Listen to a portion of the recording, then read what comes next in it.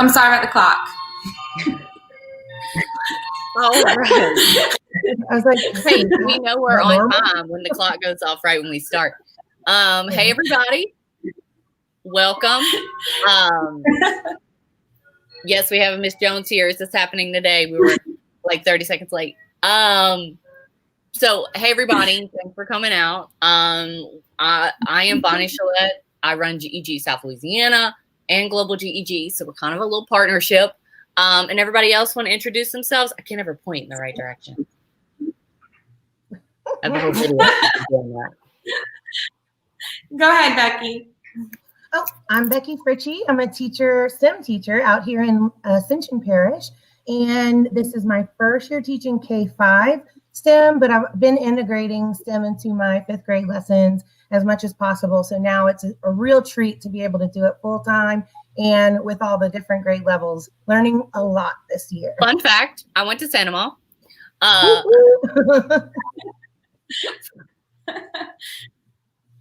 And Michelle. Hi, see, I told you, Becky.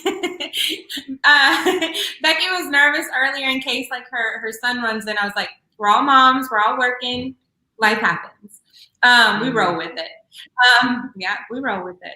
And so, but no, my name is Michelle. I'm a 5th grade math and science teacher at the MSA East in Iberville Parish, and I'm a co-leader with Miss Bonnie and Miss Patty of South Louisiana GAG, and I'm a super fan of all things collaboration and all things that just make our big world seem smaller. And so, and I'm a super fan of yours, Becky. And so I had the privilege of watching Miss Becky present 3 times at APEL in Louisiana, and every time it's phenomenal.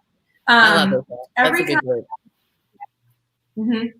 time that I hear Becky speak, I walk away curious and excited, hungry to learn more. She just has that, you have that way about you, Becky. And so that's kind of why I was so excited to have you come on, was because that's what we want to see emulated across our state, across our country. We want to, across our world, we want to see teachers who just never lose that passion and stay curious, and that overflows onto our students. And so that's why we have you. I'm so excited. Well, thank you. Please ignore my munchkin behind me. She's She's kind of adorable. I am.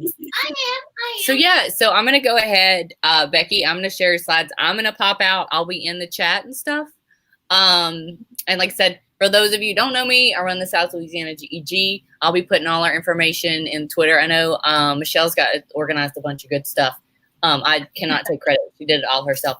So let us know if you have any questions in the chat, and we can give them to Becky. All right.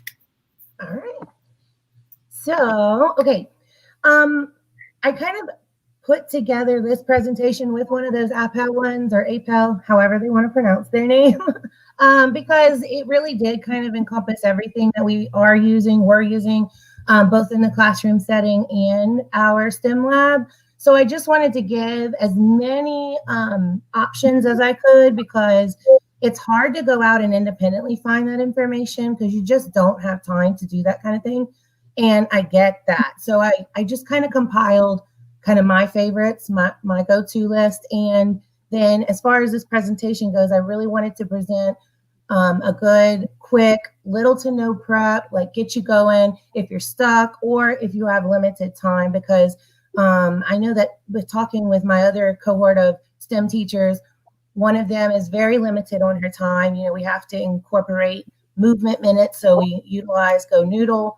And then that just cuts into her instructional time. So she's got to come up with ways that is quick and easy, in and out, get to the information real fast so that the kids get a meaningful experience and really get to put their hands on tech, on resources, on tools. So that's what this is kind of about today. So what do we use? I want to make sure that I let you guys know about APEL professional development grants. I was able to go to SEEK, which is a conference in Houston. I'll talk about that in just a little bit. But I was able to go twice for basically free. And it's the easiest grant you'll ever write. Michelle, I don't know if you've ever applied for one or not. Have you? I applied for the professional development one, and I was so excited that I got it. But yeah, I was like, it's free is free. I mean, we're teachers, so free is wonderful.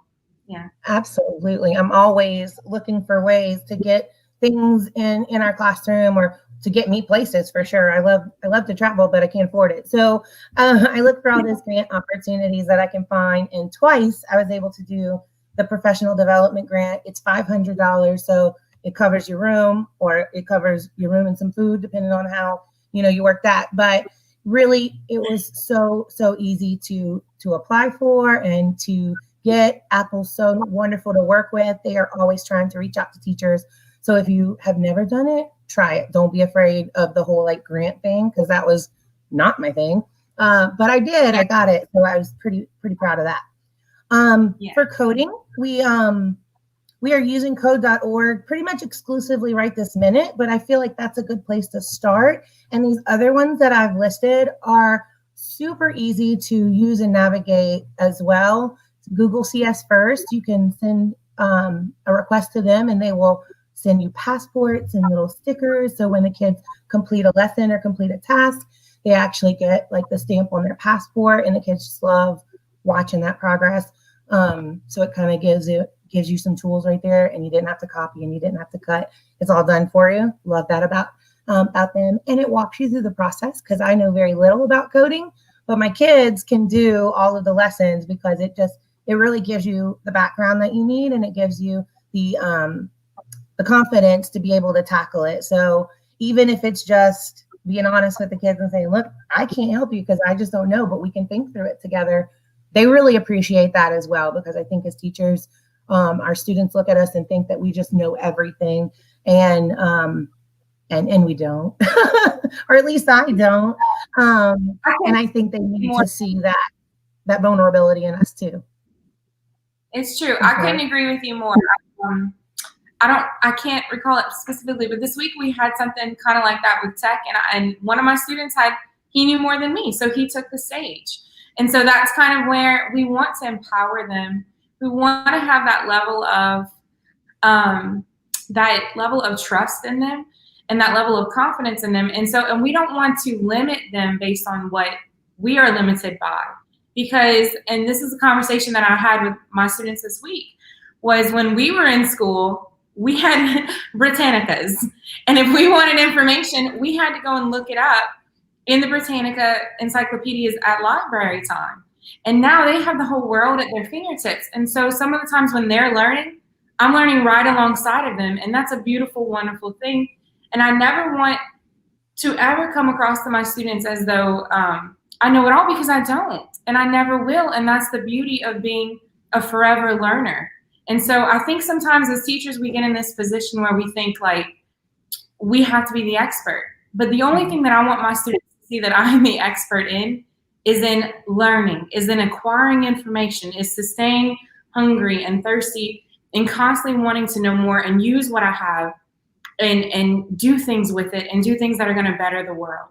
And so that's kind of where I love that you said earlier that you code, but you don't know all there is. And again, we're teachers. We went to school to facilitate the acquisition of learning and how to build that. And so we absolutely want to build students who are stronger, smarter, more capable than we are, because again, we want them to stand on our shoulders. So I think that's beautiful that you just kind of, the parameters and then you let them run. So I love it. That's kind of how my classroom runs too. What do you think, Bonnie? Hey, yeah, I was just wondering, maybe Becky, if you want to share these slides, because it looks like they have a lot of links. So you can drop it in the chat, and so everybody can just have it. I agree. I've used CS First and code.org. Loved them both. And now CS First is linked with Google Classroom. So it's even better, because now you can share it with a button. Yeah, cannot suggest all these resources enough, for sure. Good. But yeah, if you want to share things out, that way we can, everybody will be so excited to have it. Yeah, absolutely. Because I don't want to keep it to myself. That's what we do too. We share, right? So right? And I am like not the original thinker of a lot of these ideas. They've been passed down to me. I just find value in them. So I try to, give my experience with them as well. So that's another thing is please don't think these are my ideas. I've just been taken from the best and being a good teacher pirate. So yeah, just some of those other ones. Makey is a pretty inexpensive, like motherboard, a computer board, where it connects to their Chromebooks and it works with Scratch, and they can turn anything into a remote control. So you can have like a banana piano is one of the favorites, or Play-Doh in our room because I don't have the bananas laying around all the time. But we'll make Play-Doh pianos where they can code in that when you touch the red Play-Doh, it'll make a certain sound when you touch the blue Play-Doh, and it connects right back to Scratch, just like they give their commands. When you hit run, it does this. So it's really connecting that code, because sometimes they think, okay, great, I can play the game on the computer, but what does that even really mean? So this kind of puts it into a way that it becomes real, and it really connects it to that next step of how do I use giving these commands and programming these things into something practical like a computer and these types of things. It really gets them thinking about, wow, my game is doing a lot more, like my PS4 is doing a lot more than I think it is. It's not just put in the disc and start playing or download it online. I mean, there are some serious commands going on here. And so a lot of kids have brought that into it. They're like, I had no idea it took so much to make a light bulb blink or something like that. And so those kinds of things, I really enjoyed watching them kind of dig into that process and understand that a simple task is not as simple as you think it is when you get to behind the scenes. That's one thing that I just love about coding and Tinker and Code.org, Makey. And because Learning also has one of those kits, it has a Arduino, which is a lot like that Makey being that motherboard.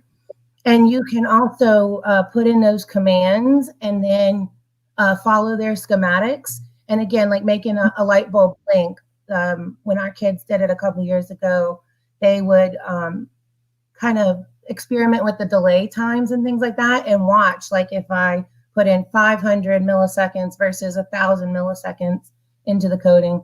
And because Learning does a really good job, because like I said, it sounds like I know a whole bunch about it, but I don't know all the ins and outs, but they were able to empower me and to give me the background and the resources to be able to reach the kids in a way that they would understand. And so I really just love what they're doing with their program too, because it's a lot of follow these schematics or follow these pictures, set it up like this, and you will see success. And if they don't, it does give them some troubleshooting as well. We used to use Edulastic a lot as well. Sorry, here comes that kiddo I was talking about. We used to use Edulastic a lot for and Edpuzzle a lot for our flipped classroom. We will video our lessons, which a lot of us are having to do with COVID and remote working, and then allow them to answer those questions as they come in the lesson so that you're able to, space those out. I think a lot more people know about Edpuzzle nowadays, rather than whenever we first discovered it. But we use that a lot for our grouping and things like that. If they score within a certain range, then we know that they can, work on their own independently, or if they need to be pulled back to the back table. I'm going to share some of the augmented reality, Quiver Vision and the Lunar and Planetary Institute. I have two of those examples for you. Bloxels and Stickbot are also super cool. Bloxels are where they use these plastic chips and put them into a board. They use an iPad with the app on it, and they are able to create their own video game.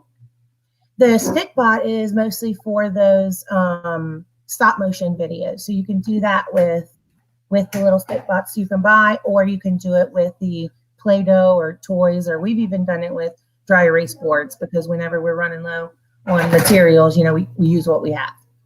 And then I'm certain everybody is familiar with MobyMax, and Deck Toys is pretty cool too, because it has lessons that the kiddos can work on. That puts it into like a game board, kind of like a Monopoly. You start here and then you do this task, and you can't get to the next one without completing the other. So when you have a moment, you could check out those tools as far as Deck Toys and MobyMax if you haven't yet. And they're just great ways to kind of help enrich what you're already doing. I guess I got these out of order when I was putting it, but this is me. So I'm at Bluff Ridge Primary. I'm sorry, just 1 second. I'm going to pop out for just a second.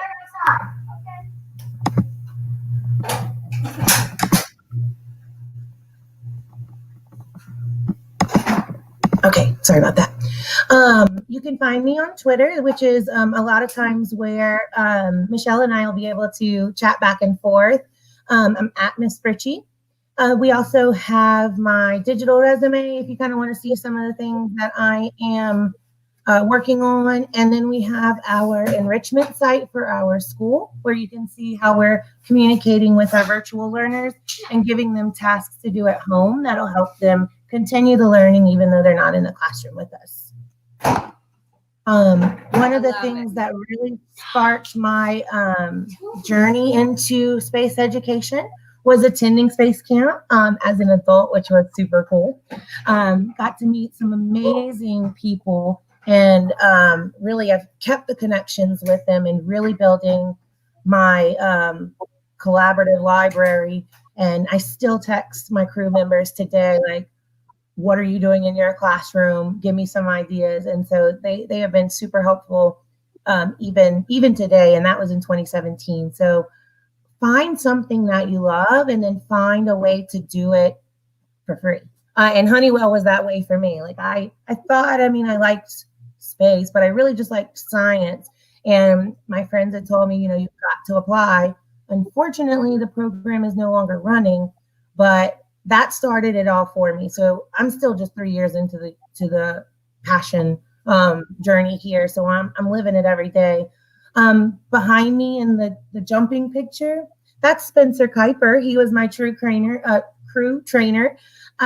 So he is a Louisiana State Teacher of the Year. And so I love that connection because we're always going to have each other in our memories whenever it comes to Space Camp.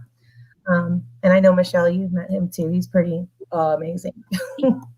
He's so amazing. What I love about Spencer is that from just experience, I don't know him nearly as well as you do, Becky, but what I love is that he's very humble. He's always willing to step in and talk and to tell you whatever knowledge he has, he's going to try to put that into your hands, but he's going to try to make it doable. And I think that's kind of at the heart of everything that you're doing with these quick lightning labs.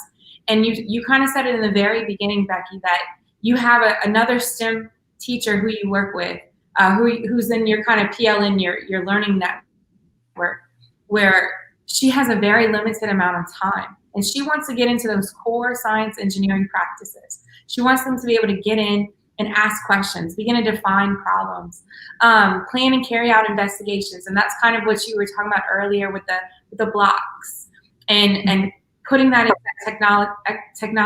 technological faceted learning design. And so that's kind of where, again, the more that we can put in front of our students, we never want to limit them by our limitations. We want to put things in front of them. And that's kind of where I love Spencer, what he does and what he kind of inspires when he speaks is that he is a classroom teacher. He reached out to the local college. And so he collaborated with his local college where he lives.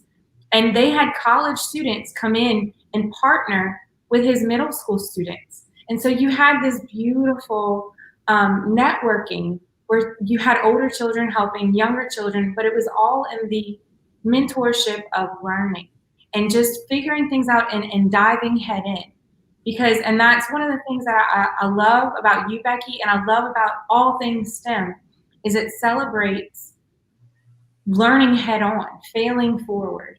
And so that's kind of where we're headed to these STEM kits is you may not know what any of these things are, and that's okay. I remember when I taught first grade, I literally saw something at Toys R Us because they were going on a sale. I didn't know what it was, but I bought it and I put it in front of 3 of my students because they had finished early that day. And I said, hey, do you guys want to play with this and figure out what it is? And sure enough, they did. They got up in front of the room at 6, 7 years old, and they taught the entire class. They taught me. And so, again, I never underestimate my students. I never underestimate them based on their grades, based on what you never know what a child can do until you put it in front of them. And sometimes they talk a big game, like they can tell you all the facts and can tell you how it works and like all these things. But then when it comes to doing it, not always the same thing. I've seen the role reversals a lot of times where my struggling academic student can rock out an engineering project while my academically intelligent student is struggling because they've never failed like this or they've never not known in this particular way. So I love that you brought that in too. Hey, question, Becky, the Honeywell thing, I didn't want to interrupt you. Like, how do people get to that or apply for that? So the program from Honeywell is no longer funded by Honeywell anymore. There is still a Space Academy for Educators. So you may have to seek out some of those like Appel grants or got it. Okay. Some other they don't have grants. it for free anymore. Got it. Right. We were just very lucky. I think it was like the year after I went that the funding kind of dried up and they decided to go a different way. But I'm telling you, that trip was life-changing. And I didn't really know anything about space education or anything like that. I knew I liked science a lot, but that was really it. And when I got there, when I met those people, that's whenever it all happened for me. Okay. Oh, just thank you. I have questions. Oh yeah, no, drop it. Yeah, hold on 1 second. So one of the things that I love, Becky, is bringing up tonight the STEM Lightning Labs, and that we always want to come back to is those science engineering practices. And we have our DCIs and our cross-cutting concepts. But I love one of the things, like she said she loved science, but she didn't really realize how much until she saw it in real time, in real life, and it became personally meaningful with her Honeywell experience. And I think when you saw the scale and the magnitude of what actual engineering looks like in the big, I know for me, when I went on a Louisiana forestry tour a few years back, when I actually went and toured it was in Bastrop. When I actually toured a plant and I saw where welding and I saw where engineering and where computer science converged as a teacher, because I'd never been outside from the classroom as a student, from the classroom as a college learner, from the classroom as a teacher. And so when I stepped into an actual job site and I realized the convergence and all the practical application of what was going into what we do, I realized very quickly that I was failing my students. I was getting great marks and great scores and great observations, but what I was doing would not translate into the real world. So I realized that very quickly. And then I aggressively started gaining knowledge, changing practice, adapting for what actually delving deep into the science engineering practices. And then I realized too, just how much we need our communities, how what we do in the classroom really is building a workforce for tomorrow. That if we do our jobs well, once students feel confident to fail forward, like you said, because students who've always made those A's, they hang on that. And those students who are like, well, I got nothing to lose, they go first. But we want all of our students to come to that playing field where they say, let's learn. And if we don't get it, I'll ask my friend. And if my friend doesn't know, we'll keep looking, we'll keep working on it till we figure it out. And together we can eventually figure it out. And that's what I love about some of the things that you're putting forth and some of the links that people can go explore, Becky, is because it's going to ground everything back to what really matters. And what really matters is that we leave our students feeling empowered, that they can just run and try and do and figure it out. That's right. And it sounds like, okay, like they'll do that, but it's really a lot harder for them than you think. So for the ones that are still holding on to, those preconceived notions and everything. So yeah, I totally agree with you. And it's just it's like the most powerful thing ever to watch your kids grow like that and glow like that. So I'll go ahead and keep going. I again have to apologize. He keeps yelling at me through the car. Becky, you're mom, and we get it. Like whoever's watching tonight, I'm sure they got stuff going on at home too. So we appreciate you making time. Absolutely. I just wish I would have known my husband's work schedule before I agreed. Anywho, one of the things, like I said, I try to get those free resources in the hands of our kids. And Civil Air Patrol is something I heard about from Spencer. And because I said, what do I do next? Where do I go next? What do I do after, space camp? Because it was so amazing. I want to keep that going. And he said, you got to go to SEEK, the conference I'm going to talk about on the next slide. And you have to join Civil Air Patrol. I said, done and done. So I went for the grant. I got to go to SEEK. I learned about Civil Air Patrol and was able to join. And especially if you're a STEM teacher, you don't have much as far as a written curriculum, which is awesome because you're not limited by scripted lessons or things like that sometimes comes along with those core subject areas. But it's a little too much freedom at times because you really kind of do want a little bit of a guidance thing. Just make sure that you're doing the best by your kids because you do want to, bring them meaningful experiences.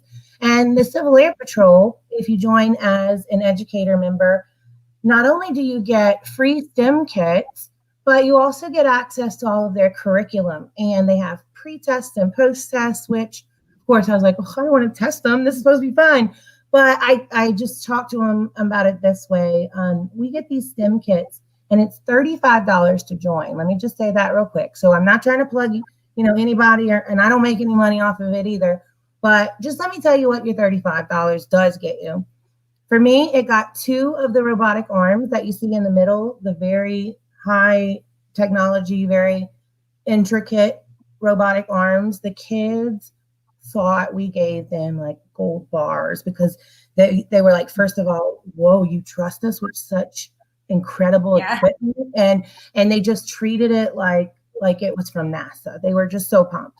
So I got 2 of those that they very much so enjoyed putting together and using. We've got 2 Spiros. Those are the little round robots that are very easy to use. My littles can use their finger to guide it, or my bigger kiddos can do the Blockly or the drag and drop blocks for the coding for those. So you can use it for all your grade levels. It has so many ways to integrate it. So many things with engineering and traveling from one area to another. You can do all kinds of stuff, but there's just so many things. And it comes with a curriculum as well, so that it gives you ideas that you can implement it with the kids. Because sometimes you get tech and you're like, now what? So they kind of help you with that too, because you want everything, but then it's kind of like, ooh, now what? So that's one thing I love about Civil Air Patrol. This year we got Bebot and Code and Go Mouse, and they have been a hit.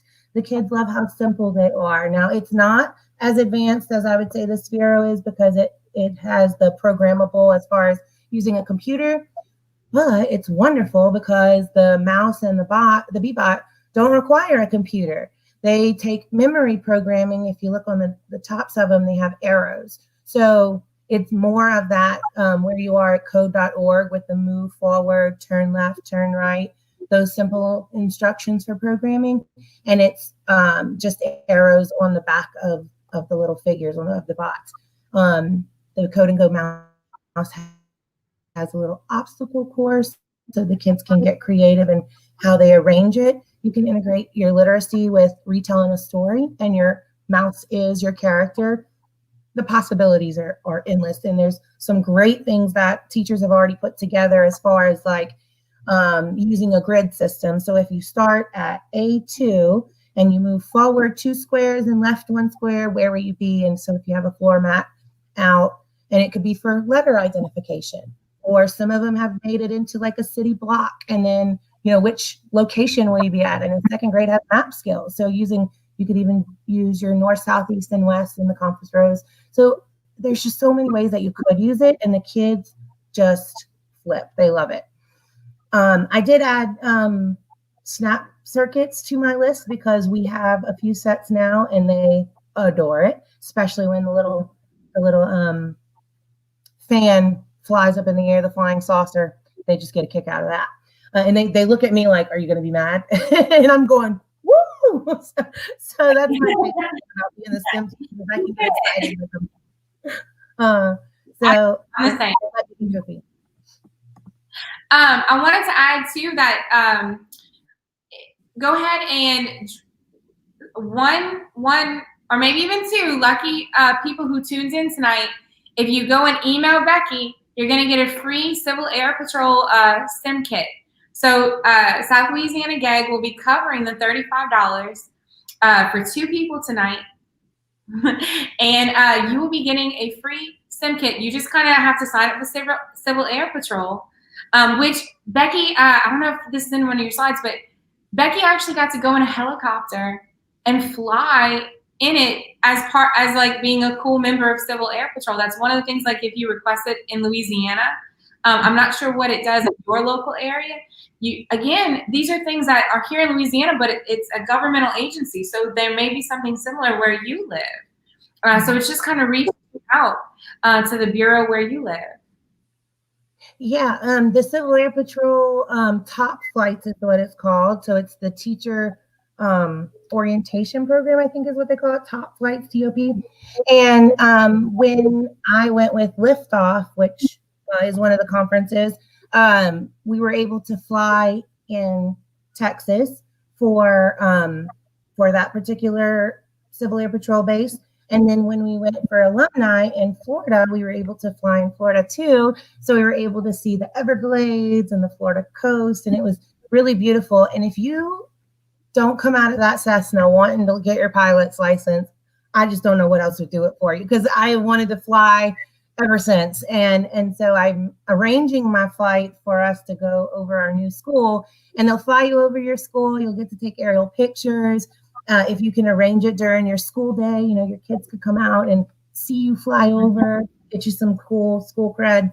But it's really neat, everything that they do. And then you have that connection, that network as well, where you can talk to those professionals about having them come in or Zoom in, so that, you know, you have another way of reaching out to your community, which was something Michelle said earlier about that, preparing them for the world that they're going to be living in. So this also connects them to a new organization of people who are, you know, trying to make the world a better place, which I just think is awesome.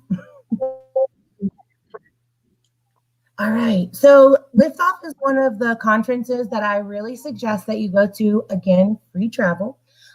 Your Space Grant Consortium or consortium, I've heard it pronounced both ways, will cover your attendance to Liftoff, which is a week-long in Houston stay. They provide your lodging and your food and all your travel expenses wherever you guys go. They have speakers come in.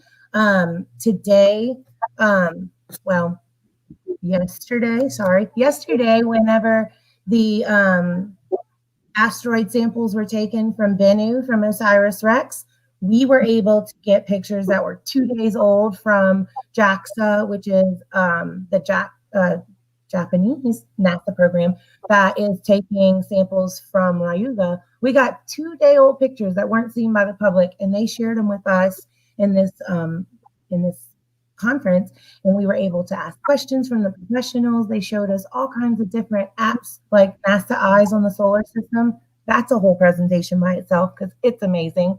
We got to talk to professionals that worked on the James Webb Telescope, and they brought in, you know, parts of the materials that go into making this and kind of how all that works.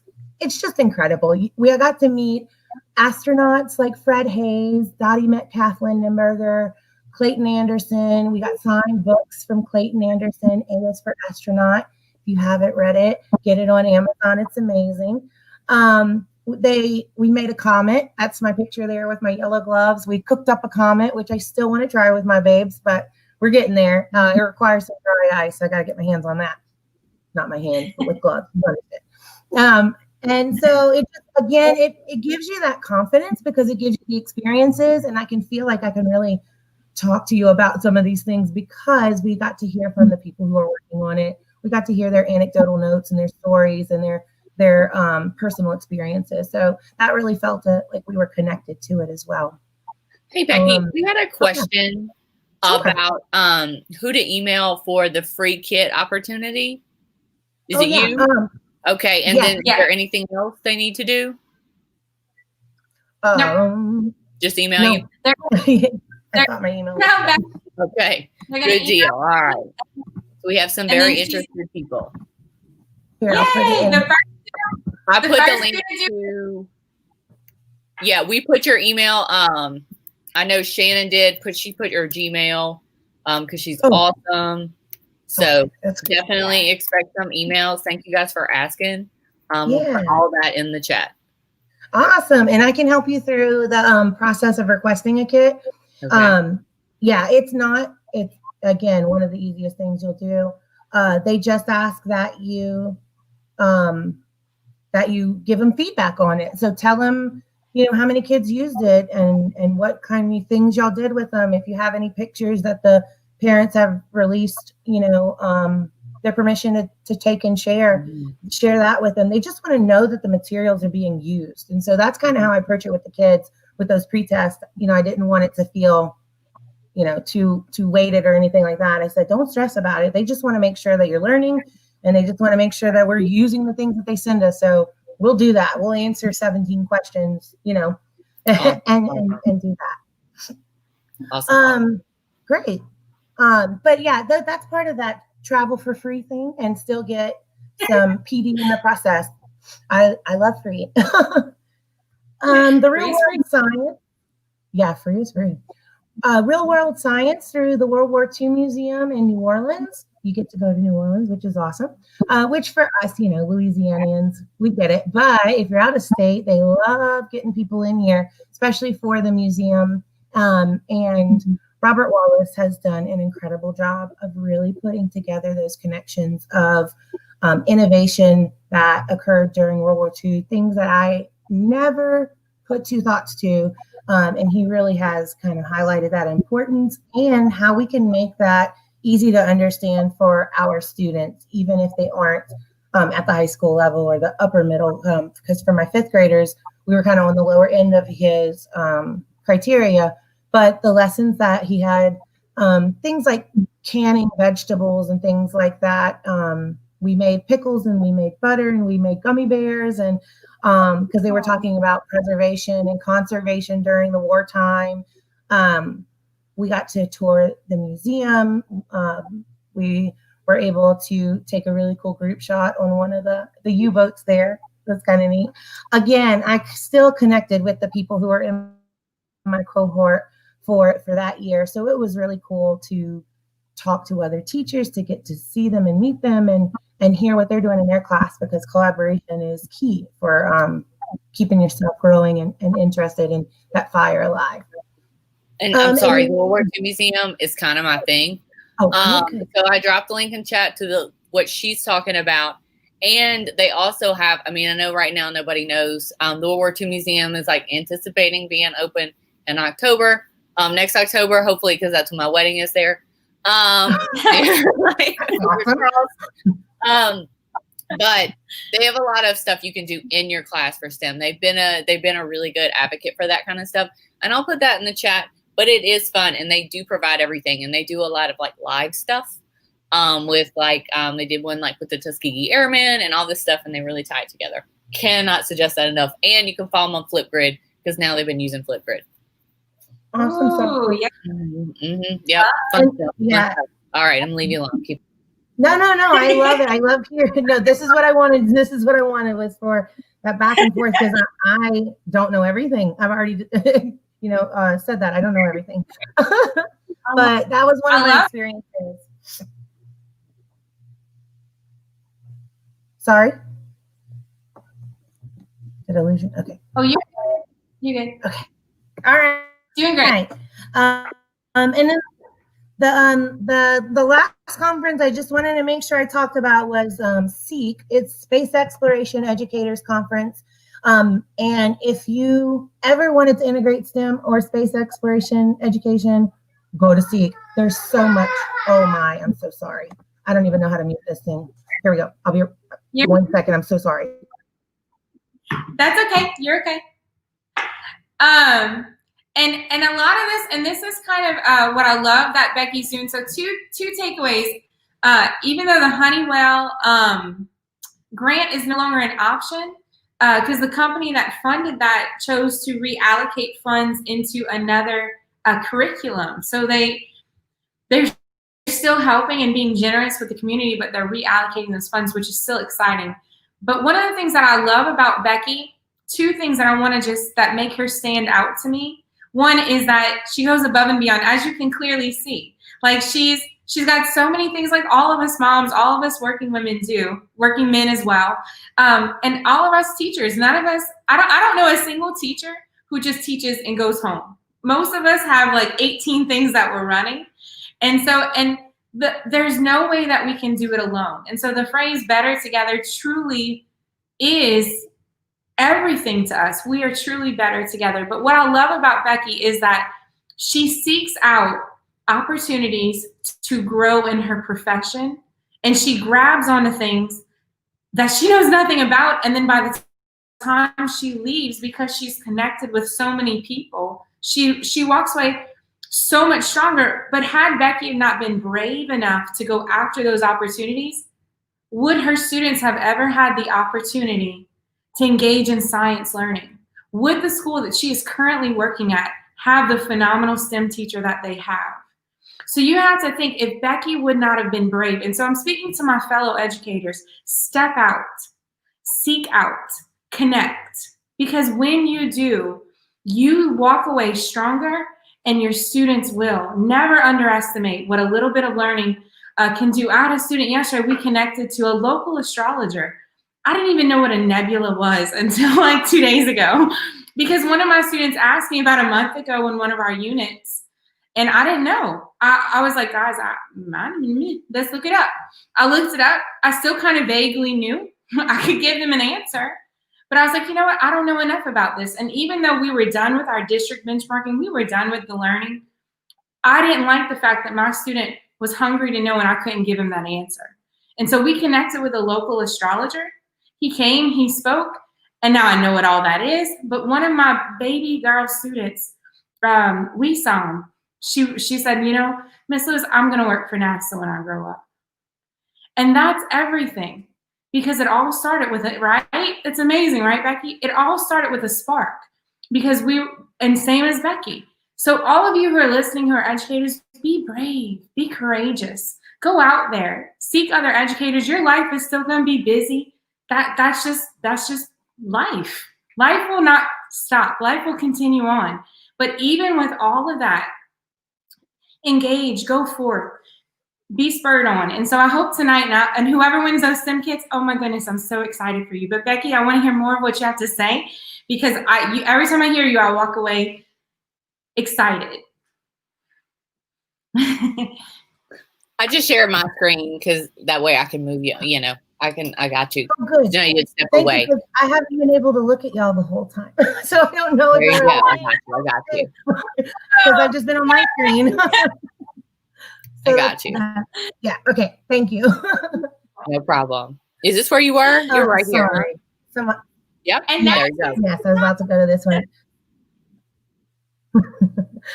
So this one I wanted to make sure I shared because it was the coolest thing ever. It's Tomato Sphere, and I'll just be real quick about it. The Canadian Space Agency sends these tomato seed packets up to the International Space Station. They live there for 6 months and then they ship them back. Today, Chris Cassidy came back on Soyuz, landed safely, and they're back on Earth. And so 6 months, these tomato seeds stay up in the ISS, and then for 6 months, a pack stays here on Earth. In my picture there, that's where we had packets K and J, and my kids had to grow them and then compare them, measure them, see what differences there were, and hypothesize which ones were the space seeds and which ones were the Earth seeds, and if we could detect it through anything in their growth or their patterns and their looks and things like that. So talk about real science and real like connection to space, and they were just amazed that they got something that flew in space, even if it was a tomato seed. But they just love that idea and that opportunity. Well, and that's where they're analyzing and interpreting data. That's where the math and the science connect. So that I just love it. I love that activity. Yeah, and that's part of that civil. That's no, from the Civil Air Patrol. No, I'm sorry. Sorry, that's okay. No, that one's from the Canadian Space Agency, so you don't have to be a part of anything to do that other than applying on their website, and it's very easy. You don't have to do anything crazy, and then you just send back like an email to them about which one you guys hypothesized, and they'll send you back a congratulations, you got it right, or oops, next time. You know, it's all for the kids and letting them go through that process. So I'm gonna do it. Oh, good. Yes, do it. I promise you'll love it. The kids will go home. Mom, we planted space seeds. Then they want to know, can we eat it? And all these kinds of things. And I'm telling you what, like it's kind of sad, but like some of the kids don't know where their fruits and veggies come from. They're like, it comes from the produce department, or it comes from Walmart. But like when we told them carrots grew in the ground and we were going to grow some carrots, this is a different project. They were blown away that carrots came from the ground, or potatoes. They didn't understand how the potatoes were growing, and it broke my heart. But then it was like, okay, I'm going to give them this experience, and we're going to try, and we're going to do, and we used it like that. So they were definitely learning in that process. I love it. So, LSU Ag for local Louisiana teachers. LSU Ag does a free garden grant. Literally, it takes all of 15 minutes to apply for it. But for those of you who are not here local in Louisiana, that the United States has an agricultural grant right now with the USDA for growing gardens to do exactly what Becky said, to encourage them to eat healthy and to know where their food comes from. So that I love that you brought that in, Becky.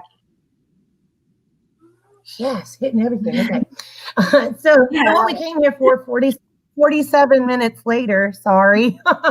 The top 5 lightning labs. And these are for your, oh my goodness, they pulled us for pictures and we only have 15 minutes left or 20 minutes left. Or if you come in, sometimes like for me, it's like, oh my goodness, what are we going to do today? When we can't share material so much and, you know, things are just so crazy and limited. So I wanted to give you guys some ideas. These are my top 5 picks that I make sure that we have time for. The first one, guys, you wouldn't believe it, origami. They love origami, and a lot of them haven't done it before. They struggle with it. Now, I wouldn't start with the crane because the first day there was a lot of children crying, and I really questioned my life as an educator. But I have also made children cry with origami. So, I lived through it to tell the tale. We have an opportunity to discuss, you know, new things are hard. Nobody's just born knowing how to do origami. Yeah, children cry. But I even came in and I said, like, okay, Miss Fritchie learned something. We need to start a little smaller, but we'll get there. I have no doubt. So my suggestion is start with the heart.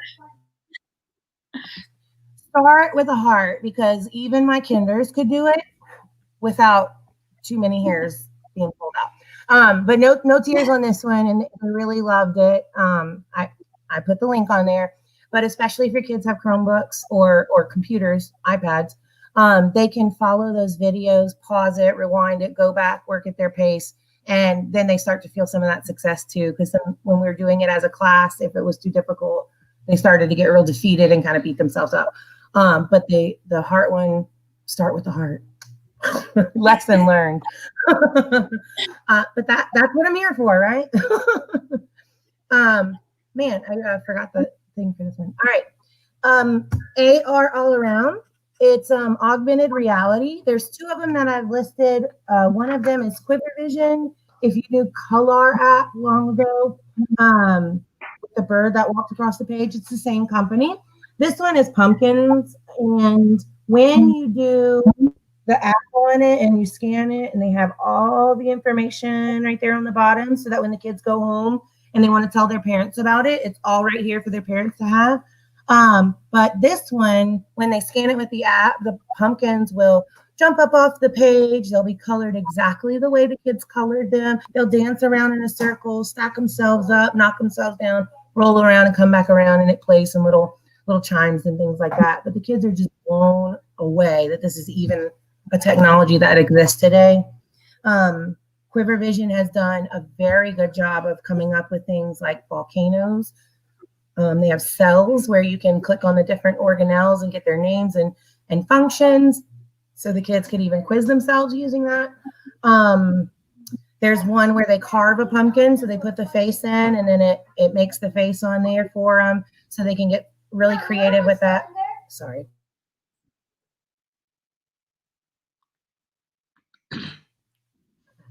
Okay. I had to give the teacher eye there for a second. But they have all kinds of different ways that you could use that. Some of it you can tie directly into educational.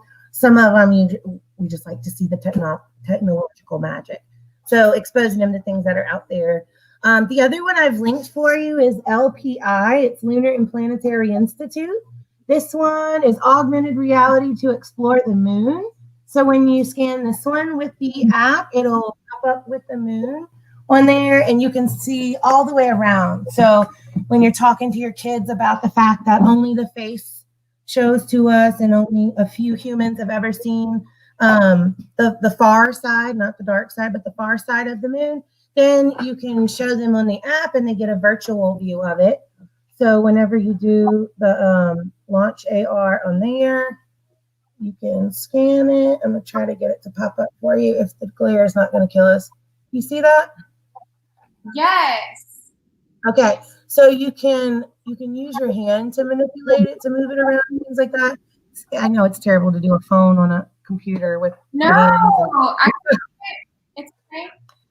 It's cool. So yeah, that's one of them. And they have the moon, they have asteroids, they have Europa, they have all kinds of different targets for you.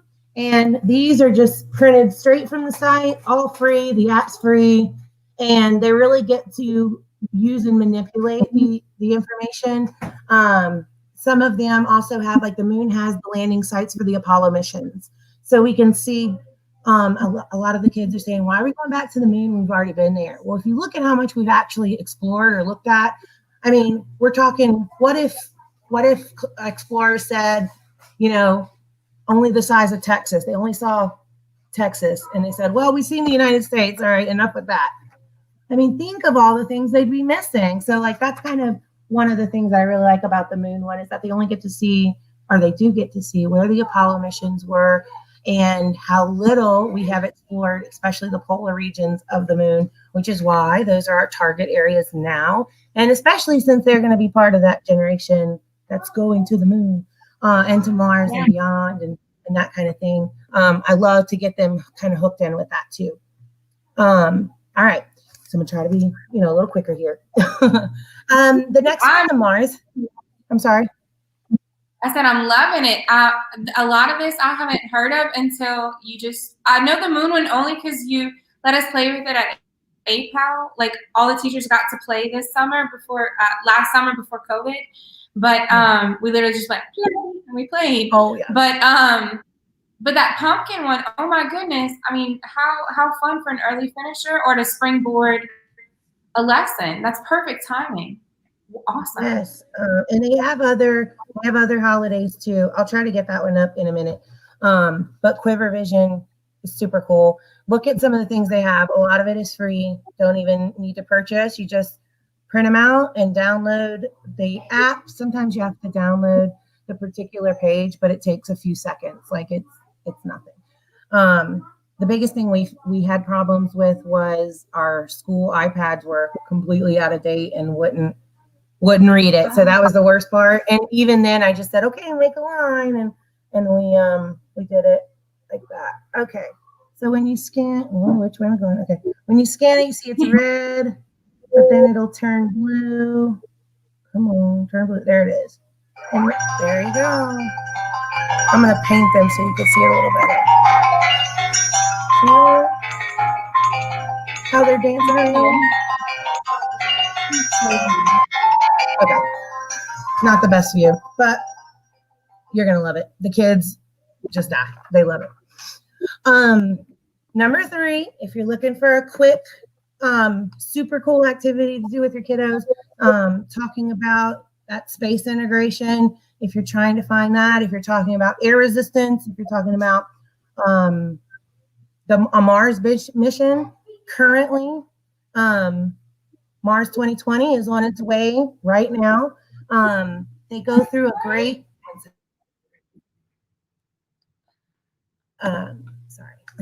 they have a Mars in a Minute video that you can also watch.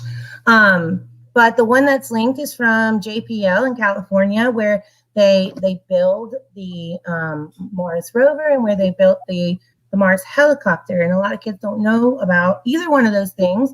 So I got to teach my kids about Perseverance. That's the name of the rover, which we use anyway. So they love that. And then it goes through how to make a paper helicopter. And it is 3 cuts, 1 down the middle, 2 on the sides, and then you need a paper clip. That's it. I got 3 of these on a page, so it didn't take me running a whole bunch of copies. But once you make those cuts, you fold in the middles, fold up the bottom, paper clip it, and then when it falls, whenever you stand up and drop it, and they will drop it 1,000 times, it spins, which, I don't have enough here, but it spins going down like a rolling egg. So they get to see love it. Engineering. Yes, they get to. Yeah. Sorry. Oh, see, we didn't know there was a Mars helicopter. Yay! You'll really enjoy that JPL video. It's pretty quick, and you'll enjoy it. Hi, Barbados. Okay. The next one, Make a Maze Mania. This one was totally like oh my goodness, what am I going to do today? I am exhausted and I'm tired of sanitizing everything. So I thought back to our robotics, our Bee-Bot and our Code and Go mouse. And one of the things is I only had 3 of the obstacle courses. Only had 3 of the obstacle courses, and they kept arguing, or not arguing, but all wanting to do it at the same time. So I came into my 5th grade class because they're first, and I said, hey guys, I'd like to make a maze for the little ones. Why don't you guys go ahead and do it? And here's one of the pieces from the obstacle course, just to make sure you have it wide enough. Now I could have taken out the rulers and everything like that, and they really could have got some meaningful math, but we didn't get that far yet. So it can even be edited a little bit more like that. And I just asked them to kind of make it for. So I just asked them to make it for the students in our school. So it connected them to their audience, really tagging them to what you're creating, what you're making, your prototype is going to be used by someone. And so kind of bringing in that people part of the design process.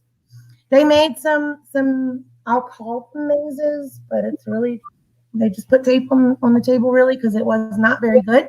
And our little ruthless 3rd graders came in and made sure that they let me know that they were not impressed with what the 5th graders had given them, which I loved. I was like, well, what do you think we should do? Let's communicate. Let's give them some glows and some grows. Why don't we all come up with what would a good maze look like? So now we're setting criteria. Let me tell you how amazing that was. They came up with the most incredible things. They said advance. Well, I challenged them. I said, what does advance mean? Like, what would that look like? How could we make that?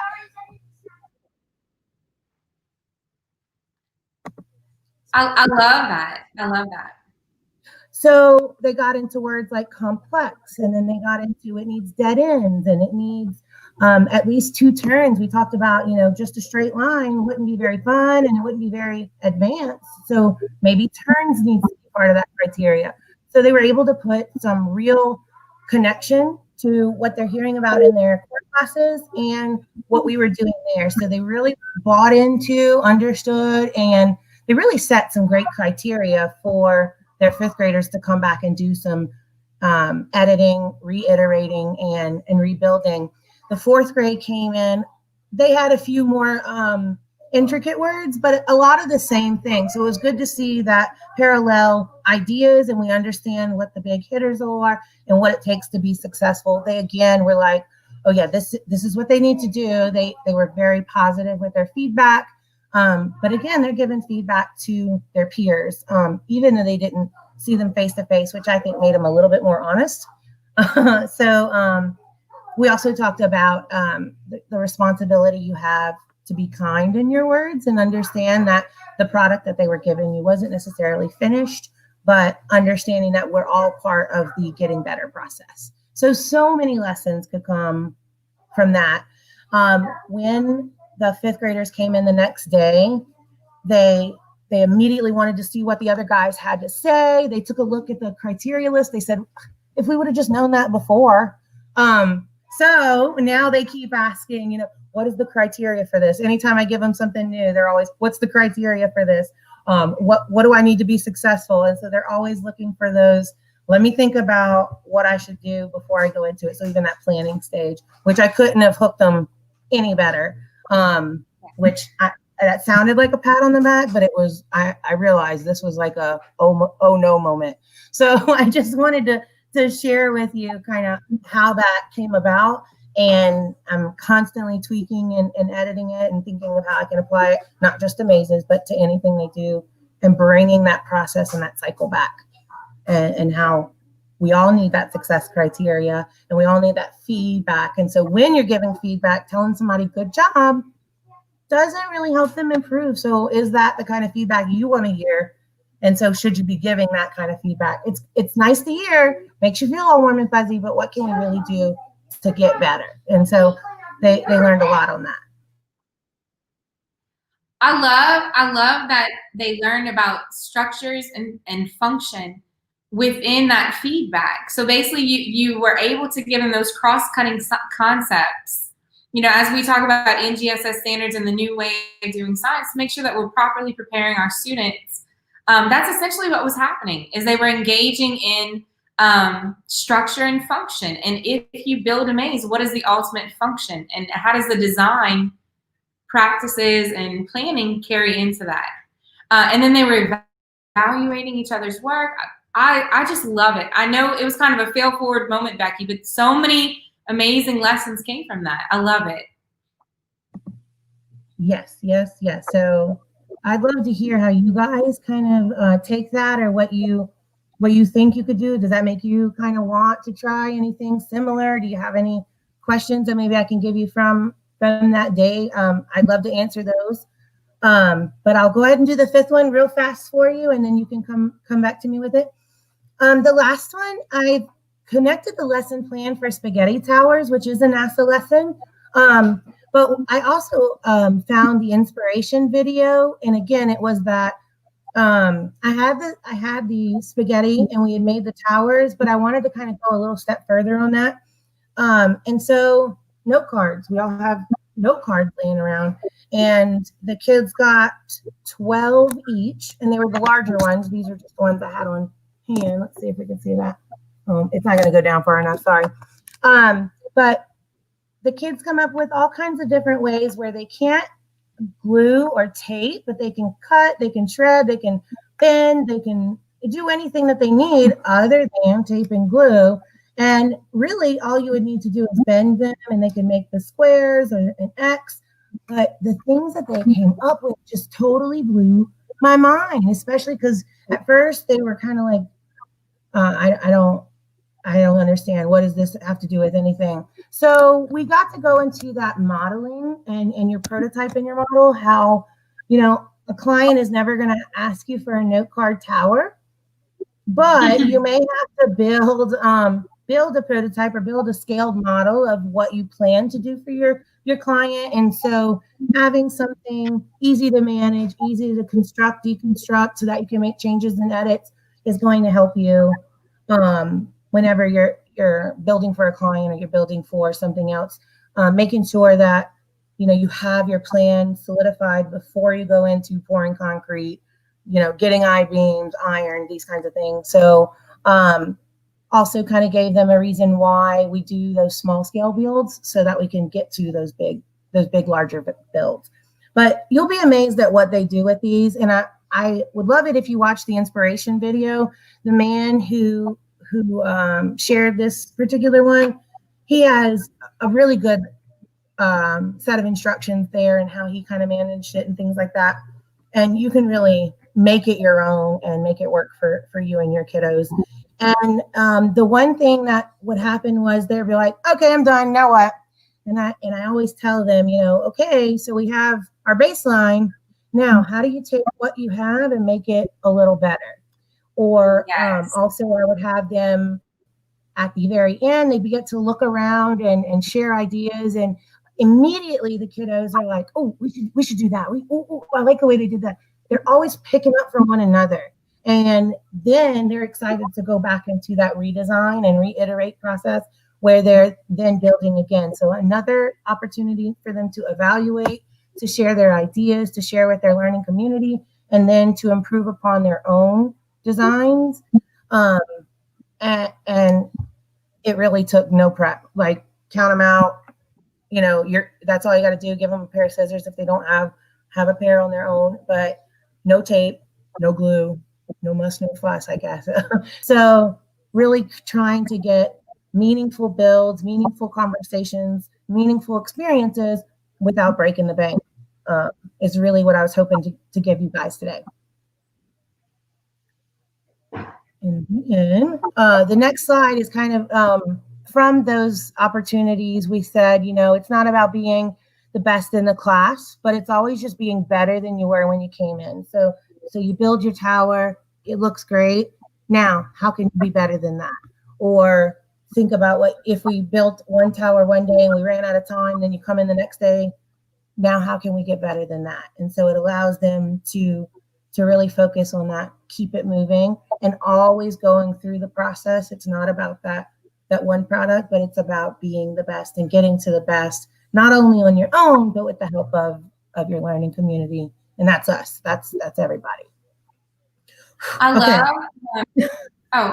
that activity because at the heart of it, they're getting into those cross-cutting concepts of stability, change. They're seeing patterns if they do that. They're really engaging. So again, it's a quick setup, but through the practices, because we delved a lot into the scientific engineering practices, but those cross-cutting concepts were those overarching themes. Again, that whole setup is stability. So they're understanding structure. I love it. Great job, Becky. Well, I wish I could take credit for it, but I'm just a teacher pirate that's just bringing you my experiences, some good, some bad, but hopefully I can save you some heartache. Don't start with the crane on the origami. I did bring my little paper. It was bad. It was so bad.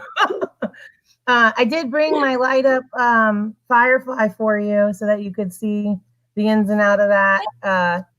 That was a headache too. But they did, once they finally got over that hill, they were feeling pretty good about themselves. The last two slides are really just more of those links of things that I want to make sure that I mention or that you get to experience. Please check them out. Magisto, when you're sharing pictures, takes like 5 minutes. You just select the pictures you want, select the theme you like, and one of their royalty-free musics, and one of their music tracks, and it will create a super cute video for you. So that's what Magisto is.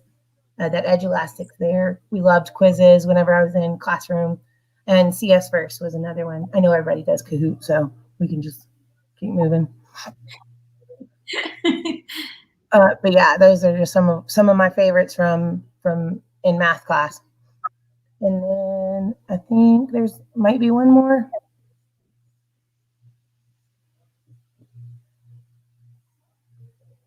Let's see. One more slide. Maybe not. Oh, yeah. There was the that's okay. There's the Bloxel Stickbot Quiver Vision, which was the pumpkins, the Lunar and Planetary Institute, that's the moon one. The Spheros come from Civil Air Patrol, and you can get those apps free. The NASA 3D V, it will scan any NASA meatball. The bigger the meatball, the bigger the rocket, but you can launch a rocket right off the phone right there. So that's a neat one that not many people know about. I like to share that one. Just kind of as an extra, if you want to check it out kind of thing. Let's see. I think the last one's just like, be brave. Let's do this. And then some feedback. I love feedback. I always get nervous, but I have to hear it. The tech guy came in just to kind of see what we were doing. And he was walking around, and the kids, it was during the introduction of our paper circuit. They could tell me all about a closed circuit, but the minute I gave them the materials, they were like, oh, I don't know what to do, because I wouldn't give them the answer. So I was sweating, but he was like, they were doing awesome. I was like, oh, I'm so glad you said that. So I'm like, you got to tell me some feedback. So I love feedback. I want to give a shout out to Becky, because just like all of us had long days, Becky at her school today, 4 teachers got sick, were absent. So she had one of those kind of school days. Yeah. Then like work schedule, and then I'm so proud, Becky. And that's, again, earlier I said there are 2 things that I love about you. One is your relentless bravery to just grow, and then to encourage everyone else to go and tell the story of that growth. Because had you not gone, we wouldn't know to go. And so you're kind of paving that path. And then the second thing that I love about you is that you keep going. In education, you've got to have stamina. And the only way to get that is to just have that sense of tomorrow will be better. Like how you did with the hearts and the cranes. Tomorrow will be better. It has to be. We don't give up. There's too much going. The kids, that's right. You got to have, all full circle, you got to have heart. You got to have heart. And you can't fly in those cranes unless you got to start simple, and you got to have heart. So even if you're not doing all 18 things that Becky said, that's okay. Start with one. And if the one thing you take away from this is the one thing she said was just be brave and let the kids be brave, that it's all going to be okay. Teaching is not picture perfect. It can be a little messy, and that's okay. We learn as we go. We got to. And the next time will be better. Next time will be better, and tomorrow will be better. And if it's not, I'm going to find me a colleague, and I'm going to talk with them, and I'm going to get them. If they're making it work, I'm going to put myself out there, and I'm going to go after what works, and I'm going to adapt. And I love that teachable spirit. I love it. Go ahead, Ms. Bonnie. So glad to see you. Yeah, I just want to thank everybody for coming. You can watch the replay of this at this link. You're welcome to share it out. Like I said, I do both the Global GEG and GEG South Louisiana Coach, so we'll be on this channel. But feel free to check out like the Global GEG, like subscribe to this channel, and then globalgeg.org. And then, but if you are from Louisiana and you want like specific, because I do love me some like Louisiana stuff, please reach out. Follow us on Twitter at GEG South LA. I'm gonna drop the link for our site in the chat. So if you just want to catch up and join our Google group, anything like that, we would love to have you. So like I said, I like to connect on a global level, and I also like that hometown feeling. So yeah, like I said, like I went to school in the same district where she teaches. And so thanks everybody for coming out. I really, really appreciate it. And let us know, like, look for future stuff. I know, Michelle, what do we have coming up? We have something every Thursday, right? A little bit. So thank you so much, Becky. You are a trooper. And tell your family thank you. Oh my goodness. Same to you, Bonnie. And then I just love it. And those of you watching, thank you. Because you're here because you want to grow and connect. And that's the kind of heart that we want to replicate, because we're better together. But coming up this Sunday, we have Nikki Smith Jr., who I'm thrilled about. He's one of those fabulous people who just has a message that when you hear it, it's going to live with you. Like you're going to think about it, you're going to ponder it, and you're going to want to rise up and be better. That's this Sunday at 6:00 on the 25th. So you can just look at our website and see it. And then we also have Mr. John Bergman, who's coming. Again, on our website, you'll see the loop. But he's coming, I believe, November 6th, and he's speaking on flipped learning, which is kind of a global phenomenon that he just started because he recognized that he wanted to maximize the time within his classroom, and he wanted those conversations with the students to be meaningful. I'm And so that's just one specific. And like I said, I know it's late. Yeah. So I don't want to hold everybody, but like I said, we've got some great stuff coming up. Please, please, please join in. Subscribe to this channel or go to globalgeg.org or to our site. Lots of different ways to connect. So looking forward to it. All right. So I'm going to go ahead and close off. If you've got any questions, reach out to us. Like I said, we're in a million different places. So we will we will see you soon.